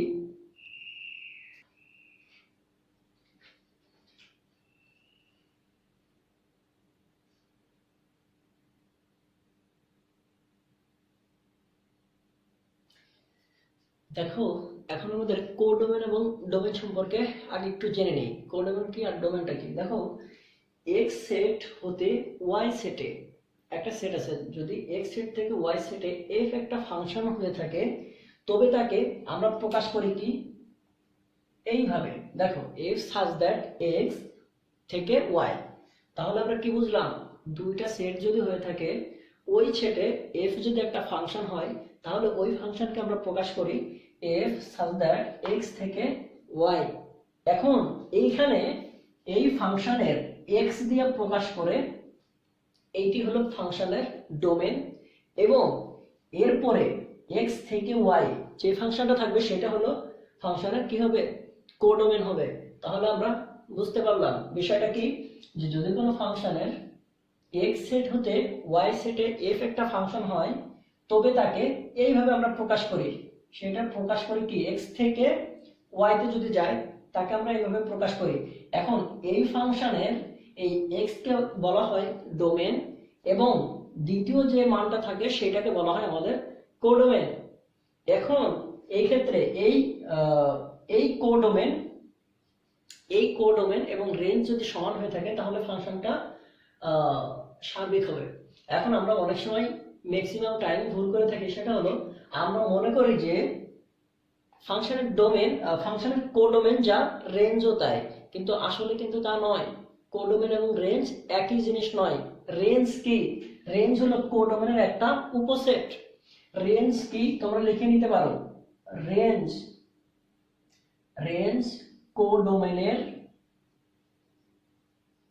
কোডোমেনের উপসেট। দেখো রেঞ্জ হলো কোডোমেনের একটা উপসেট। তাহলে আমরা আবার বলি, এটা লিখে নিতে পারো, রেঞ্জ হলো কোডোমেনের একটা উপসেট। অর্থাৎ কোডোমেনের ভিতরে কিন্তু রেঞ্জ আছে, এবং এই কোডোমেনের ভিতরে যেই মানগুলোর দ্বারা আমাদের প্রথম অর্থাৎ x কে প্রকাশ করতে পারি সেটা হলো আমাদের রেঞ্জ হবে। যদি আমরা একটা উদাহরণ দিই, দেখো এইখানে আমাদের দুইটা ফাংশন, একটা আছে ধরো a সমান 1 2 3, a সমান এটা আছে, এবং একটা সেট b একটা সেট। এখন এদের মধ্যে যদি আমরা সম্পর্ক স্থাপন করি, দেখো 1 2 3 এবং 4 5 আর একটা থাকলো 6, তাহলে এদের ভিতরে এইভাবে সম্পর্ক কিন্তু আছে। সুতরাং এইখানে এইটা হলো আমাদের কি, কোডোমেন, এবং এইটা হলো আমাদের ডোমেন। তাহলে এদের রেঞ্জ কি, এদের রেঞ্জ হলো এদের ভিতরে যার যার সাথে আমাদের x এর সম্পর্ক আছে, কোডোমেনের যে সমস্ত উপাদানের সাথে x এর সম্পর্ক আছে, অর্থাৎ এইখানে আমরা মান বসালে যদি x ফিরে পাই সেটা হবে আমাদের রেঞ্জ। তাহলে এই ক্ষেত্রে দেখো কোডোমেন এবং রেঞ্জ কিন্তু সমান হয়ে গেছে। দেখো 4 5 6, এখানে কোডোমেন কিন্তু আমাদের কত, 4 5 6। তাহলে আমাদের রেঞ্জ কত? দেখো 4 এর সাথে সম্পর্ক 5 6 সবার সাথে সম্পর্ক আছে কার? x এর, অর্থাৎ এইটা তো y এর মানের কারণে যদি আমরা x পাই তাহলে সেটা হলো আমাদের রেঞ্জ। তাহলে এইখানে কিন্তু কোডোমেনও যা রেঞ্জও তাই, সুতরাং এই ফাংশনটা এখন কিন্তু সার্বিক ফাংশন। এখন যদি এরকম হতো এই ফাংশনের ভিতরে দেখো 4 5 6 7 নামের আরো একটা ফাংশন, আরো একটা মান চলে আসলো, সুতরাং এখানে দেখো সম্পর্ক আছে কার কার সাথে? এর সাথে। এইখানে 7 এ কিন্তু ফ্রি আছে, অর্থাৎ এইখানে আমাদের কোডোমেন কতগুলা? 4 5 6 7, এগুলো আমাদের কোডোমেন এবং এদের মধ্যে আমাদের রেঞ্জ কোনটা? 4 5 6। সুতরাং এইখানে কিন্তু কোডোমেন এবং রেঞ্জ সমান না, সুতরাং এই ফাংশনটা সার্বিক ফাংশন নয়। তো এরকম ঘটনা কিন্তু ঘটতে পারে। সুতরাং এখন তোমাদের আমরা যে কথাটা বলেছি, এখানে দেখো রেঞ্জ হলো কোডোমেনের একটা উপসেট। তো এইখানে 4 5 6 7, 4 5 6 হলো আমাদের কি? 4 5 6 আমাদের রেঞ্জ এবং কোডোমেনটা কি? 4 5 6 7। দেখো এই 4 5 6 7 এর ভিতরেই কিন্তু কে আছে? 4 5 6 আছে, সুতরাং এই রেঞ্জটা কোডোমেনের একটা উপসেট আমরা বলতে পারি। এখন সার্বিক সেট প্রকাশ করার জন্য আমাদের কি প্রথম শর্তটা আমাদের কি থাকতে হবে? কোডোমেন এবং রেঞ্জ সমান থাকতে হবে। লিখেছি যে f such that r বা 3, অর্থাৎ এইটা আমাদের কি? ডোমেন 3 বাদের যে কোনো মানের জন্য সত্য, এবং আমাদের কোডোমেন দেয়া আছে কত? দ্বিতীয় পদটা আমাদের কোডোমেন r বা 2, সুতরাং এইটা হলো আমাদের কোডোমেন। এখন এই ফাংশনের রেঞ্জ আমরা বের করব। রেঞ্জ যদি কোডোমেনের সমান হয়ে থাকে তাহলে আমরা বলবো ফাংশনটা সার্বিক। দেখো ফাংশন সার্বিক বের করার জন্য আমাদের আগে বিপরীত ফাংশন নির্ণয় করতে হয়। দেখো এখান থেকে আমরা ধরি y সমান fx, যে নিয়মটা সব সময় একই নিয়ম করে যাও। y সমান fx, f inverse y, x সমান কি হবে? f inverse y। এখন y সমান আমরা কিন্তু fx ধরে নিয়েছিলাম, তাহলে লিখি অতএব y সমান আমরা লিখতে পারি 2x 1 x 3। এটাকে যদি আর গুণ করে দিই, দেখো এইখান থেকে আমরা কার মান বের করব? x এর মান বের করব। তাহলে দেখো xy 2x, এটা ওই পাশে নিয়ে যায় 3y 1, তারপরে x কমন নিলে y 2 3y 1, অর্থাৎ x সমান কি বের হলো? y 2। এইটা পেলাম আমরা, x সমান এটা পেয়ে গেলাম। এখন x সমান আমরা কি ধরে নিয়েছিলাম? f inverse y। তাহলে আমরা লিখতে পারি অতএব, আচ্ছা উপরে লিখি,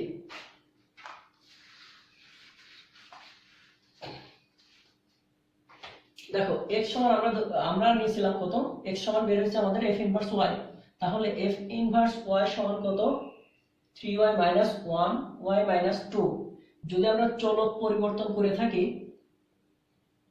3x 1 x 2। এখন আমাদের যে জিনিসটা বুঝতে হবে, রেঞ্জ আসলে কি? রেঞ্জ হলো বিপরীত ফাংশনের ডোমেনটাই হবে রেঞ্জ। আমি আবার বলছি, বিপরীত ফাংশনের ডোমেনটাই হলো আমাদের রেঞ্জ। দেখো এইখানে তাহলে এইখানে দেখো x 2 আছে, তাহলে দেখো x 2 সমান যদি আমরা 0 নিই তাহলে আসে কত? x সমান 2, এবং এই x সমান 2 এর জন্য ফাংশনটি কি? ফাংশনটি অসংজ্ঞায়িত। দেখো x সমান 2 এর জন্য ফাংশনটি যেহেতু অসংজ্ঞায়িত, সুতরাং x নট ইকুয়াল টু কখনোই x সমান 2 হবে না। তাহলে এই ফাংশনটাকে যদি আমরা লিখি এইভাবে লিখতে পারি, অতএব ফাংশনের ডোমেন সমান কত? r বা 2। দেখো এইখানে ফাংশনটার রেঞ্জ যা আসছে, রেঞ্জ r বা 2, এই ক্ষেত্রে আমাদের কোডোমেন কত? r বা 2। সুতরাং এখানে লেখো রেঞ্জ ইকুয়াল কোডোমেন, অতএব ফাংশনটি সার্বিক। তো এই হলো আমাদের সার্বিক ফাংশনের ব্যাখ্যা। এই মানগুলো কিন্তু ভুল মান আসবে, এই জন্য আমাদের ফাংশনের সার্বিক হওয়ার প্রথম শর্ত আমাদের আগে দেখতে হবে যে রেঞ্জ আর কোডোমেন আমরা সমান দেখব। দেখো এখানে কোডোমেন এবং রেঞ্জ দেয়া ছিল, সুতরাং যদি দেয়া থাকে তোমরা এইভাবে নির্ণয় করো, রেঞ্জ এবং কোডোমেন সমান করে দেখাও। যদি না থাকে তাহলে দেখো এইখানে এর ডোমেন কিন্তু আমরা জানি, ডোমেন সমান আমরা কি জানি, x এর মান 3 বাদে যে কোনো মানের জন্য কিন্তু সত্য। অর্থাৎ x এর মান এখানে 3 বাদে তোমরা যে মান বসাও এখানে আমরা কিন্তু আউটপুটে কিন্তু সেম মান পাবো।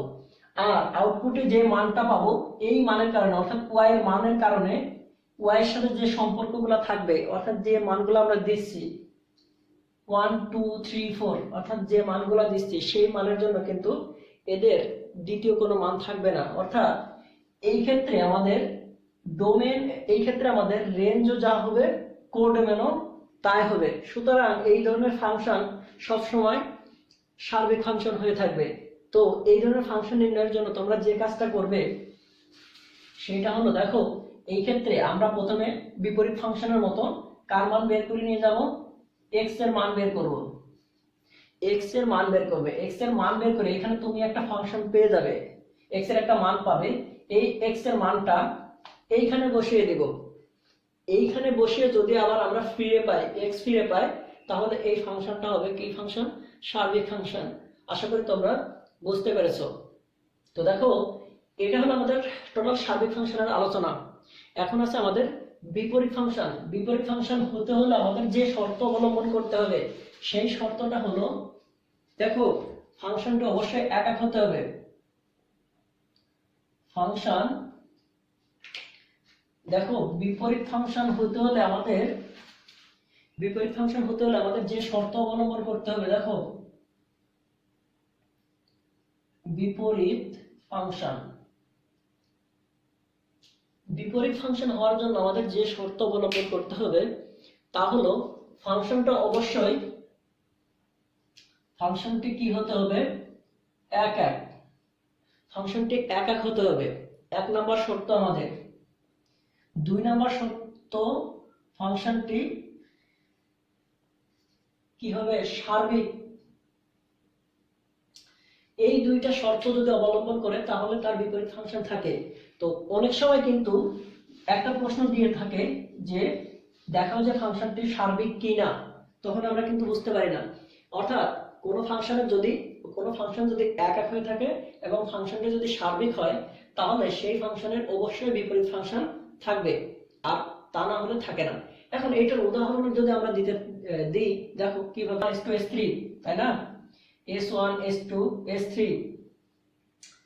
m1 m2 m3 এরকম। অর্থাৎ এটা মা, এটা ছেলে। দেখো এদের ভিতরে আমি কি বলছি, ফাংশনটি একক হতে হবে। দেখো এই ফাংশনটা যদি, এই ফাংশনটা দেখে আমরা বুঝতেছি একক, কারণ প্রত্যেকটা মায়ের জন্য এক একটা করে সন্তান, সুতরাং ফাংশনটা একক, কোনো সমস্যা নেই। এখন এই ফাংশনটা দেখো, ফাংশনটি সার্বিক হতে হবে। সার্বিকের অর্থ কি, এর যে কোডোমেন, এটা হলো তার কোডোমেন। কোডোমেন দেখো এইখানে যে রেঞ্জ যা যা আছে এই মানের জন্য আমরা কি পাচ্ছি, x এর মান আলাদা আলাদা পাচ্ছি। সুতরাং এর রেঞ্জও যা, এর কোডোমেনও তাই। তাহলে ফাংশনটা অবশ্যই সার্বিক এবং একক। তাহলে এই ধরনের ফাংশনে কিন্তু কি থাকবে, বিপরীত ফাংশন থাকবে এবং কিন্তু একক। কিন্তু ফাংশনে কি নাই, সার্বিক নয়। কেন সার্বিক না, দেখো আমরা বলছিলাম যে বিপরীত ফাংশন থাকতে হলে ফাংশন কি কি হতে হবে, একক হতে হবে এবং সার্বিক হতে হবে। কিন্তু দেখো এই ফাংশন, এই ফাংশনটা কিন্তু একক আছে, কিন্তু ফাংশনটা কি না, সার্বিক কিন্তু নয়। সার্বিক ফাংশন হতে হলে কি হয়, ডোমেন এবং কোডোমেন, রেঞ্জ এবং কোডোমেন সমান হতে হয়। দেখো এইখানে কোডোমেন কিন্তু m1 m2 m3 m4, কিন্তু আমাদের রেঞ্জ আছে কত, m1 m2 m3। সুতরাং রেঞ্জ এবং কোডোমেন সমান নয়, সার্বিক নয়। তাহলে এই ফাংশনটা একক, সার্বিক নয়। কিন্তু এই ক্ষেত্রে কি ফাংশনে বিপরীত ফাংশন থাকবে, দেখো আমরা বিপরীত করি এই ফাংশনটাকে, যদি আমরা ইনভার্স করি তাহলে ফার্স্টেরটা প্রথম, লাস্টেরটা প্রথমে চলে আসবে আর ফার্স্টটা সেকেন্ড চলে যাবে। দেখো m1 m2 m3 m4, তখন এইটার জন্য কি হবে, s1 s2 s3। আমাদের সম্পর্কটা ছিল কি এরকম, তাই না? আচ্ছা, আমাদের সম্পর্কটা ছিল দেখো এরকম। এখন এটা তো একটা ফাংশনই না। আমরা প্রথমে কি বলেছিলাম যে বাম পক্ষ অবশ্যই কিন্তু খালি থাকবে না, অর্থাৎ একটা ফাংশনের বাম সাইডটা অবশ্যই কি থাকবে না, খালি থাকবে না, কিন্তু এইখানে বাম সাইড খালি আছে, সুতরাং এটা কোনো ফাংশনই না। যেটা ফাংশনই না সেটার আবার বিপরীত ফাংশন কিভাবে থাকবে? সুতরাং এই ধরনের ফাংশনের কোনো বিপরীত ফাংশন থাকে না।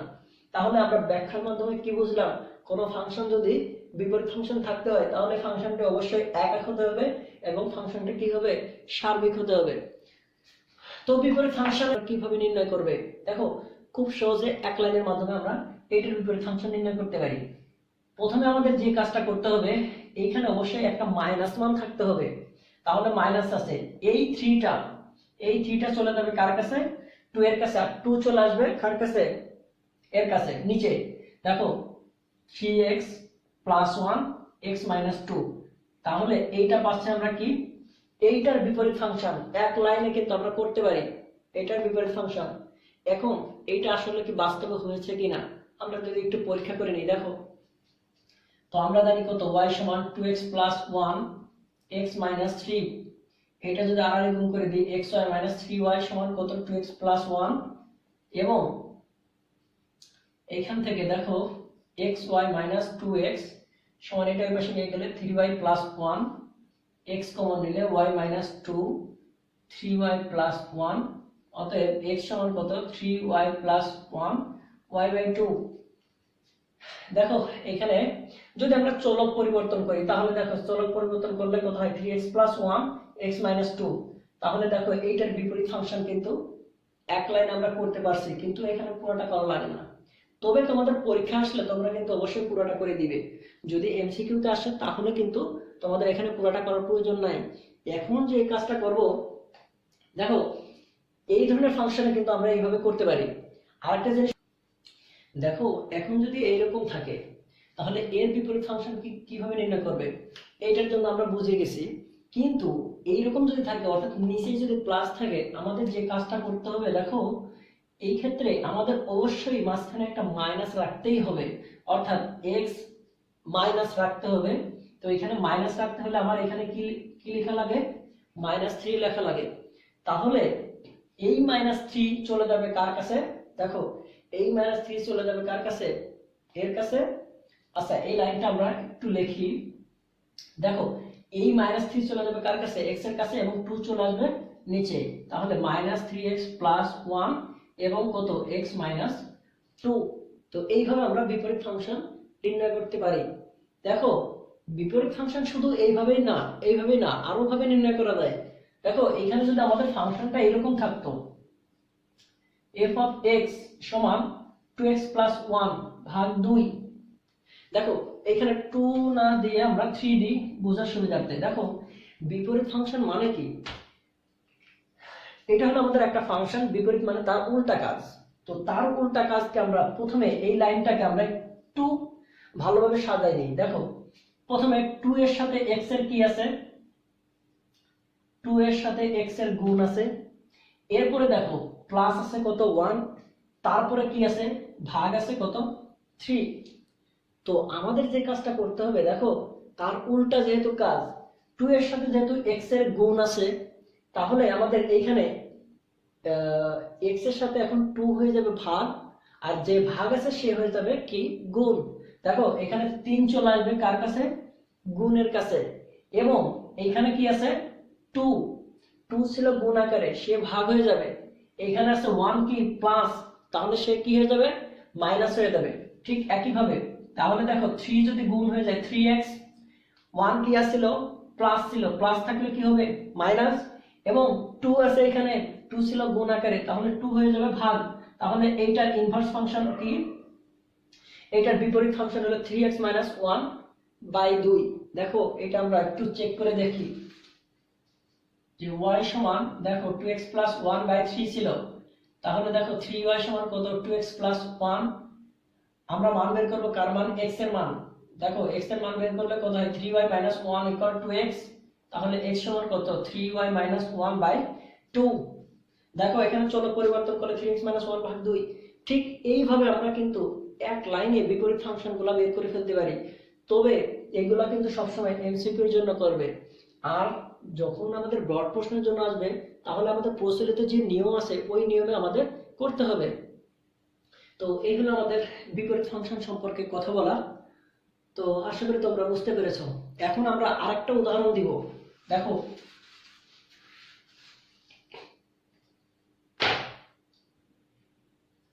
এখানে কি নির্ণয় করতে হবে। দেখো ফাংশনটা সার্বিক কিনা, একক এবং অন্ট কিনা। অন্ট মানে সার্বিক। দেখো এই ক্ষেত্রে আমরা যে কাজটা করব, আমরা জানি যে কোনো ফাংশন সার্বিক হওয়ার শর্ত কি, দুইটা শর্ত আছে। একটা হলো কোডোমেন ইকুয়াল রেঞ্জ হতে হবে, আর দ্বিতীয় শর্ত হলো ডোমেনের রেঞ্জ যদি ডোমেন নিজেই হয়। তাহলে এই অর্থটা আমরা একটু পরে বুঝাই। দেখো এই ক্ষেত্রে আমরা যদি 2 নাম্বার ম্যাথটা প্রথমে সলভ করি, যদি আমরা 2 নাম্বার ম্যাথটা প্রথমে সলভ করি, দেখো কি হতে পারে। দেখো এখানে f of x ইকুয়াল কত 2x প্লাস 1 আছে। ওকে, এই ক্ষেত্রে আমাদের এখানে মান আছে কত, f of 1 2 3 4। দেখো এই ক্ষেত্রে আমরা যদি f of 1 বসিয়ে দিই, 2 into 1 plus 1, অর্থাৎ এখানে আমরা পেলাম কত 3। f of যদি আমরা 2 বসাই তাহলে আমরা একবারে লিখি 5 পাবো। f of যদি আমরা 3 বসাই তাহলে পাচ্ছি আমরা 7। f of যখন 4 বসাবো তাহলে পাবো আমরা 9। দেখো এটা হলো আমাদের প্রথম ধাপটা। তো এই কাজটা করার পরে দেখো ডোমেনের প্রত্যেকটা আলাদা আলাদা মানের কারণে আমরা কিন্তু তার প্রতিছবি বা প্রতিবিম্ব কিন্তু আলাদা পেয়েছি। সুতরাং এই ফাংশনটাকে আমরা এক এক বলতে পারি। দেখো ফাংশনটা সার্বিক হওয়ার জন্য আমাদের দুইটা শর্ত। একটা হলো কি কোডোমেন ইকুয়াল রেঞ্জ, যেহেতু আমরা এইটা করে আসছি তাহলে এইটা দিয়ে প্রথম দেখাই। দেখো এইটা তো এই ক্ষেত্রে আমাদের ডোমেনের মান আছে কত 1 2 3 4, যার কারণে আমরা রেঞ্জে পেয়েছি কত, প্রথমটা আছে কত 3 5 7 9। দেখো তো এই ক্ষেত্রে এই ফাংশনটা দেখে কি মনে হচ্ছে, প্রত্যেকটা মানের কারণে তার রেঞ্জ, প্রত্যেকটা মানের কারণে তার ডোমেন কিন্তু আলাদা আলাদা। সুতরাং এই ফাংশনটা কিন্তু এক এক ফাংশন। এবং পরের কথাটা কি বলছে, কোডোমেন দেয়া আছে আমাদের আর। দেখো এক্ষেত্রে কিন্তু শেষ হয় নাই, এটা হলো রেঞ্জ। রেঞ্জ রেঞ্জ কার সমান হতে হবে, কোডোমেনের সমান হতে হবে। কিন্তু এখানে কোডোমেন কত আছে আর। কোডোমেন আর অর্থাৎ কি সকল বাস্তব মান। তো বাস্তবের ভিতরে কি আছে 10 11 12 13 14 আরো অনেক আছে, -1 0 2 হিসাব নাই। সুতরাং এই ক্ষেত্রে দেখো আমাদের রেঞ্জ কিন্তু মাত্র কতগুলা 3 5 7 9 আমাদের রেঞ্জ, এবং আমাদের কোডোমেন কত পুরা আর। সুতরাং আমরা এই ফরম্যাট থেকে দেখতে পাচ্ছি যে কোডোমেন নট ইকুয়াল রেঞ্জ, সুতরাং ফাংশনটি সার্বিক নয়। এটা হলো আমাদের প্রথম, কোডোমেন ইকুয়াল রেঞ্জ হলে ফাংশনটা সার্বিক হবে, কিন্তু এই ক্ষেত্রে হয় নাই, সুতরাং ফাংশনটা সার্বিক নয়। এখন দ্বিতীয় যে স্টেপটা আছে, দেখো দ্বিতীয়টা কি অবলম্বন করে, ডোমেনের রেঞ্জ যদি ডোমেন নিজেই হয় তাহলে আমরা বলতে পারি যে ডোমেনের রেঞ্জ ডোমেন নিজেই হলে সেই ফাংশনটা হবে সার্বিক। দেখো ডোমেনের রেঞ্জ যদি ডোমেন নিজেই হয়, ডোমেনের রেঞ্জ কি 3 5 7 9। তো এর ভিতরে দেখো কোনো মান তার ডোমেনের কিন্তু কোনোটার সাথে সমান হয় নাই, অর্থাৎ ডোমেনের রেঞ্জ তার কি বলবো তার ডোমেনের সমান না, সুতরাং ফাংশনটি সার্বিক নয়। তাহলে এইভাবে আমরা বলতে পারি যে, বলতে পারবে কি যে আমরা জানি যে ডোমেনের রেঞ্জ যদি ডোমেন নিজেই হয় সেক্ষেত্রে ফাংশনটি সার্বিক, কিন্তু এক্ষেত্রে ডোমেনের রেঞ্জ তার ডোমেনের সমান নয়, সুতরাং ফাংশনটি সার্বিক নয়। তো এই হলো আমাদের সার্বিক ফাংশন। তাহলে এই ফাংশনটা কি, 2 নাম্বারটা সার্বিক নয় কিন্তু ফাংশনটা এক এক। ঠিক আছে, এখন আমরা যদি 1 নাম্বারটা দেখি, দেখো এই আমাদের 1 নাম্বারটার যদি উদাহরণ দিই, দেখো এখানে এই ক্ষেত্রে আমাদের f of x সমান দেয়া আছে কত, f of x সমান আমাদের দেয়া আছে কত x কিউব। তো আমরা এখানে দেখো এগুলো আমাদের কি, এটা আমাদের ডোমেন এবং আমাদের কোডোমেনও কিন্তু এখানে ফিক্সড দেয়া আছে। সুতরাং দেখো আমরা এখানে f of যদি -2 বসাই তাহলে পাচ্ছি আমরা কত -8। দেখো এই ক্ষেত্রে যদি আমরা -1 বসাই সেই ক্ষেত্রে পাবো -1। f of যদি 0 বসাই আমরা পাচ্ছি 0। f of যদি 1 বসাই সেই ক্ষেত্রে আমরা পাচ্ছি 1। f of যদি 2 বসাই সেই ক্ষেত্রে আমরা পাচ্ছি 8। তো এই ফাংশনটা দেখে আমরা কি মনে হচ্ছে যে ডোমেনের প্রত্যেকটা ভিন্ন ভিন্ন মানের জন্য এর প্রতিবিম্ব আলাদা আলাদা, সুতরাং ফাংশনটি একক। আমি যে কথাগুলো বলতেছি এইভাবে তোমরা লিখে দিও যে সুতরাং ডোমেনের প্রতিটি ভিন্ন ভিন্ন মানের কারণে এর প্রতিবিম্ব ভিন্ন ভিন্ন, সুতরাং ফাংশনটি একক। তাহলে দেখো এই ক্ষেত্রে কিন্তু আমরা ফাংশনটি একক বলে ফেলছি। এখন আমরা দেখাবো ফাংশনটি সার্বিক কিনা। দেখো আমরা কিন্তু এইভাবে নির্ণয় করতে পারি, আবার ডোমেন ইকুয়াল কোডোমেন দেখাতে পারি, কোডোমেন ইকুয়াল রেঞ্জ দেখাতে পারি।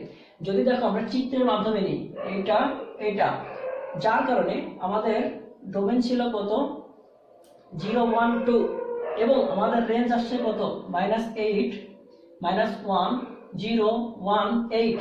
তো এই ক্ষেত্রে যদি আমরা একে সাজাই, দেখো তাহলে এই চেহারা দেখে আমরা কি বলছি, ফাংশনটি একক।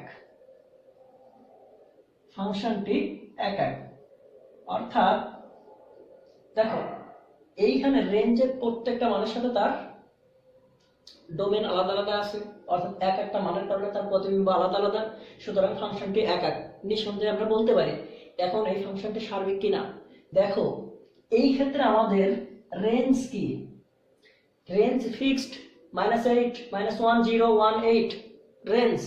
ঠিক একইভাবে আমাদের কোডোমেন কত দেয়া আছে, দেখো -8 -1 0 1 8, সুতরাং কোডোমেন ইকুয়াল রেঞ্জ। তাহলে এই চিত্র তোমরা এই ম্যাথটা এইভাবে করতে পারো, এইটা লিখে ফাংশনটি একক, এরপর লিখবা কোডোমেন ইকুয়াল রেঞ্জ, সুতরাং ফাংশনটি কি সার্বিক বা অন্ট। তাহলে দেখো প্রথমটা আমাদের কি পেলাম, ফাংশনটি একক পেলাম এবং কোডোমেন ইকুয়াল রেঞ্জ, সুতরাং ফাংশনটি সার্বিক। এখন প্রশ্ন যে প্রথম পদ্ধতির মাধ্যমে এটা কি প্রমাণ করা যায়? হ্যাঁ অবশ্যই যায়। দেখো এই ক্ষেত্রে কি বলছে, ডোমেনের রেঞ্জ যদি ডোমেন নিজেই হয় কখনো, দেখো এই ক্ষেত্রে ডোমেনের রেঞ্জ একটা আছে 0, আমি টিক দিয়ে দিলাম, ডোমেনের রেঞ্জ 0, ঠিক ডোমেনের রেঞ্জ কত 1, ডোমেনের রেঞ্জ 0 0 নিজেই হয়েছে ডোমেনের রেঞ্জ 1, ডোমেন নিজেই 1। তাহলে দেখো এই ক্ষেত্রে ডোমেনের রেঞ্জ তোমরা লিখতে পারো, ডোমেনের রেঞ্জ কত 1 এবং 0, অর্থাৎ f1 এবং f0, তার কি ডোমেন নিজেই, সুতরাং ফাংশনটি সার্বিক। দেখো আমাদের সার্বিক হওয়ার যে দুইটা শর্তই কিন্তু এখানে পূরণ হয়, সুতরাং এইভাবে আমরা কোনো ফাংশন সার্বিক অথবা একক কিনা নির্ণয় করতে পারি। তো এখন আমাদের নেক্সট যে ভিডিওটা আসবে গফ ফগ অথবা তোমাদের এই চ্যাপ্টারের যতগুলো সৃজনশীল আসে বোর্ড লেভেলের কয়েকটা সৃজনশীলের আমরা সলভ দেখাবো। তো আশা করি যদি এইগুলো সম্পর্কে তোমাদের বেসিক ধারণা থাকে তাহলে তোমরা এমসিকিউ প্লাস এই ক্ষেত্রে বুঝে যে কোনো বিপরীত ফাংশন, সার্বিক ফাংশন, ডোমেন, রেঞ্জ, একক ফাংশন সবগুলো তোমরা নির্ণয় করতে পারবে। তো আজকের মতো এতটুকুই, ভালো থেকো সবাই, আল্লাহ হাফেজ।